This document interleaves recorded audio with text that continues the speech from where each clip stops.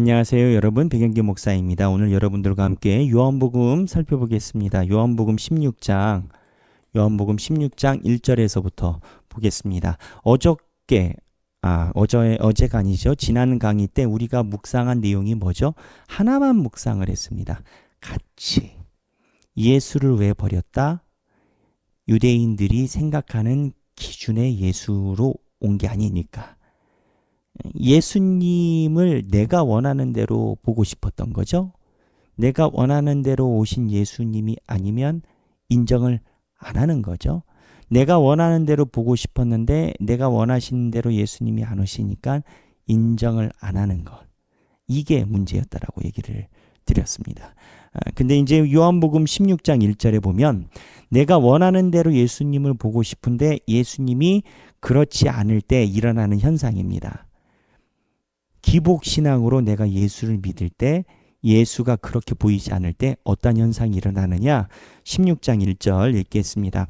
내가 이것을 너희에게 이름은 너희로 실족하지 않게 하려 함이니. 실족이라고 얘기를 합니다.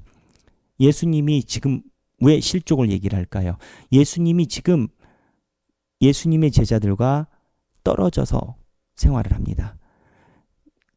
떨어져서 생활한다는 게 예수님이 잠깐 동안 십자가에 못 박혀 가시려고 하는 상황이죠. 예수님이 십자가에 못 박혀서 돌아가시면 제자들이 어떻게 될까요? 제자들이 잘 견딜까요? 못 견딜 겁니다. 근데 왜 못 견딜까요? 제자들이 생각한 예수님의 모습은 이게 아니었거든요. 예수님의 고난에 대해서 생각을 좀이라도 했다면 예수님이 이렇게 고난당하시는 모습에 실족하지 않았을 겁니다. 그러나 예수님의 제자들이 예수님께서 예루살렘에 왔을 때 그 높은 지지율, 여론, 호산나 다윗의 자손이여 이러한 모습을 봤을 때 자기네들이 곧 높은 자리에 올라갈 것으로 기대를 했던 겁니다. 그래서 내가 이것을 너희에게 이름은 너희로 실족하지 않게 하려 함이니 예수님이 지금 너희들이 생각하는 그 생각이 아니라 다른 걸로 이야기를 하시는 겁니다. 내가 이 이야기를 하는 건 너희가 이 일을 당했을 때 마음을 상하지 않게 하려고 미리 얘기하신다라는 거예요. 너희들이 생각하는 신앙생활이 아니라 내가 말하는 신앙생활이. 그래서 사람들이 너희를 출교할 뿐 아니라 때가 이르면 너희를 죽이는 자가 생각하기를 이것이 하나님을 섬기는 일이라 하리라. 너희가 이제 고난을 당합니다. 고난을 당하면 당하는 현상이 나타나는 거예요. 이 현상이 뭐냐? 자, 여기 보면 예수 그리스도에 대해서 실족하지 않게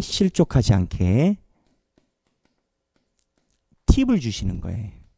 근데 현상이 뭐냐? 현상에 대한 예측인 거죠. 예측인 건데 첫 번째 출교시키고요. 두 번째 죽인다라는 겁니다. 그 당시에 출교는 동네에서 쫓겨나가는 겁니다. 지금은 교회를 떠나면 그냥 교회 떠나는 걸로 끝나는 시대지만 그 당시에는 종교를 바꾸고 유대교를 떠난다면 동네에서 쫓겨납니다. 살지를 못해요. 상상 한번 해보셨습니까, 여러분? 내가 오늘 살고 있는 아파트에서 교회를 바꾸고 종교를 바꾼다고 쫓겨나요. 쉽겠어요, 여러분? 지금도 교회를 내가 집에서 쫓겨나지 않는데 종교를 바꾸고 하는 행위가 굉장한 결단과 위험이 따라오는 일인데 출교가 그 당시에 그랬다라는 거예요. 그리고 이야기를 할 때 16장 보면 무릇 사람들이 너희를 출교할 뿐 아니라 때가 이르면 무릇 너희를 죽인대요. 그리고 생각하기를 이것이 하나님을 섬기는 일이라. 하나님 섬기는 일. 하나님 섬기는 일이라 생각하고 열심히 죽였던 성경인물이 있죠. 누구요? 사울이 그랬죠. 사울이 나중에 바울이 되죠. 바울이 그랬다라는 거예요. 대적자들, 예수 그리스도의 제자들을 대적하는 사람들의 자인식, 스스로의 인식은 본인이 마귀일까요? 저는 가끔 그 생각합니다. 예수님의 제자들이 예수님처럼 나중에 고난을 당한다고 했을 때 그때 예수님의 제자들을 대적하는 사람들의 스스로의 인식은 본인이 마귀일까요? 그러지 않을걸요? 본인들은 잔다르크일걸요? 본인들이 생각하는 건 영웅일걸요? 그러니까 이게 예수님의 제자들을 핍박하는 일을 섬기는 일이라고 생각하니까 얼마나 본인들이 용감하게 죄를 짓고 나오겠어요. 그러면서 이 얘기를 합니다. 하시면서 그 다음에 3절, 그들이 이런 일을 할 것은 아버지와 나를 알지 못함이라. 이 일을 하는 이유는 하나님하고 예수를 제대로 안 믿어서 그런 건 거예요. 4절, 오직 너희에게 이 말을 한 것은 너희로 그때를 당하면 내가 너희에게 말한 이것을 기억나게 하며. 예수님이 이 이야기를 하는 이유는 간단합니다. 너희들이 그 고난을 당할 거라는 거예요. 안 당하는 게 아니에요. 근데 당하면 내가 너희한테 미리 예측하고 예언한 말이 생각이 날 거라는 거예요. 생각나는 게 왜 중요할까요? 예수님이 말씀하신 대로 살아가고 있으니까 용기 잃지 말라라는 거예요. 너희는 내 자녀니까 고난을 당할 거예요. 당할 거라는 거예요. 자, 그러면 드는 생각이 있습니다. 목사님, 예수 믿으면 이렇게 고난 당할 것을 알면 누가 쫓아가겠어요?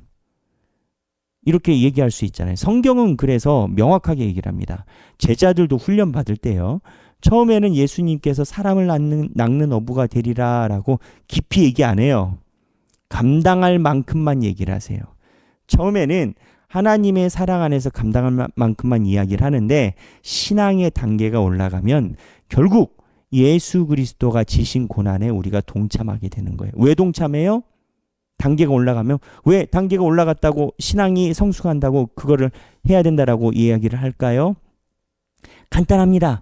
신앙이 성숙해서 그 단계가 되면 하나님이 귀히 쓰시는 제자가 되고 제자의 조건은 예수님이 감당하신 고난에 동참하는 거기 때문입니다. 그럼 결과가 뭐예요?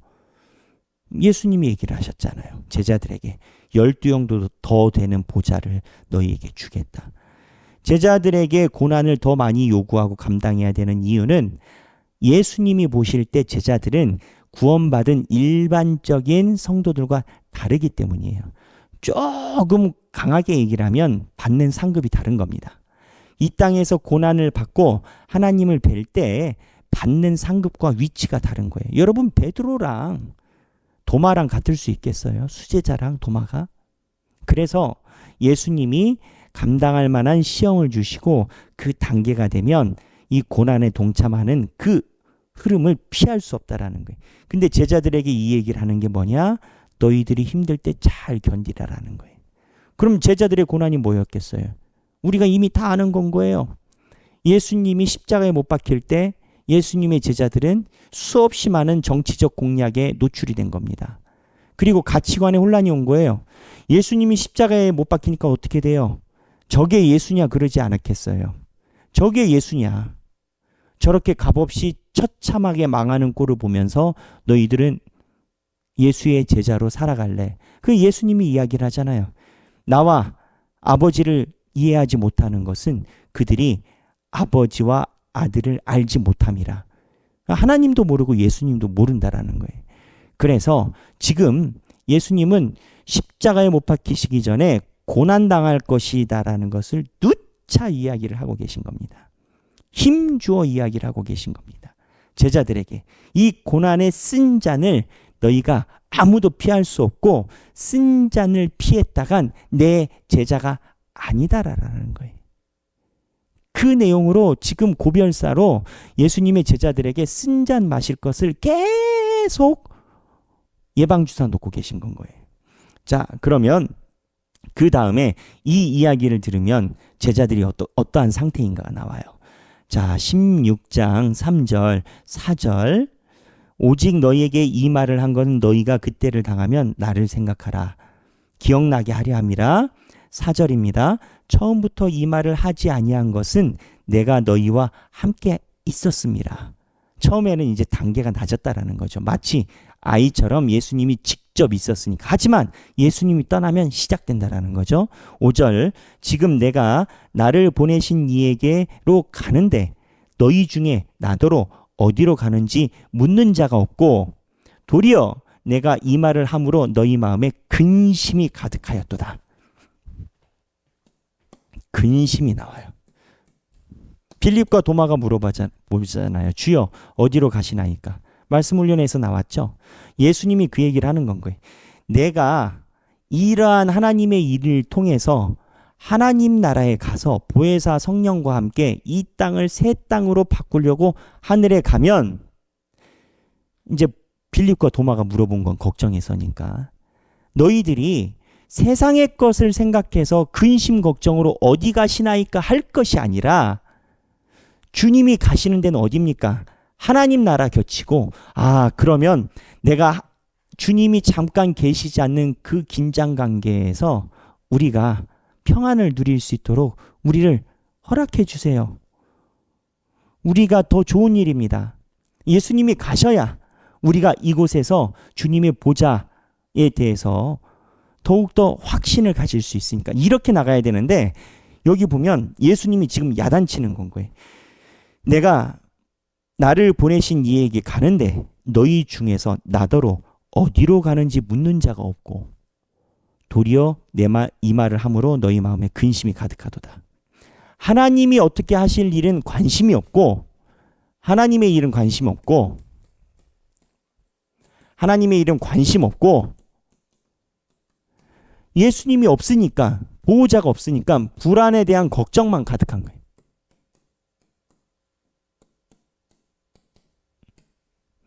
불안에 대한 걱정만 가득하다는 거예요. 무슨 얘기냐?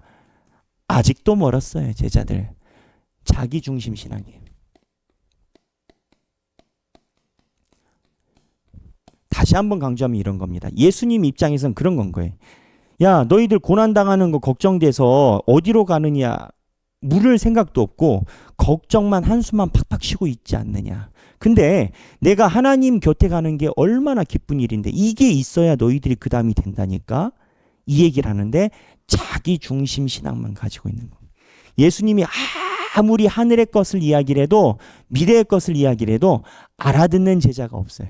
왜? 이 제자들은 예수님이 우리 곁에 계시지 않는다에만 집중하고 있으니까. 예수님이 우리 곁에 계시지 않는다에 걱정만 가득하니까. 걱정에 그 걱정의 근원이 뭐냐? 내 문제인 건 거예요. 나 혼자 어떻게 하냐고. 예수님 없이 나 혼자 어떻게 하냐고. 도대체 우리 놔두고 어디 가려고.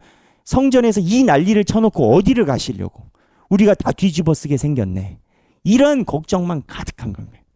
근데 이게 우리랑 멀지 않아요. 여러분들이 걱정하는 거는 말씀이 없기 때문에 걱정하십니까? 내 개인적인 걱정 때문에 걱정하십니까?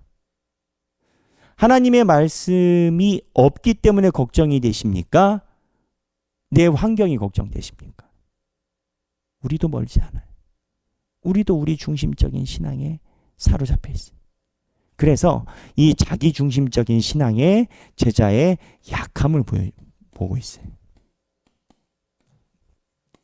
무슨 얘기냐?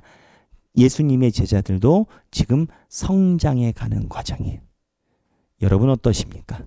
우리 이 시간에 한번 나누면 좋겠습니다. 내 자기중심적인 신앙에서 내가 예전에 비해서는 지금은 얼마만큼 나았고 얼마만큼 더 나아야 될 것 같은지 서로의 삶을 나눠서 내 자기중심적인 신앙이 하나님 앞에 하나하나 변화돼 가는 모습을 나누고 또 기대하는 시간이 되면 좋겠어요.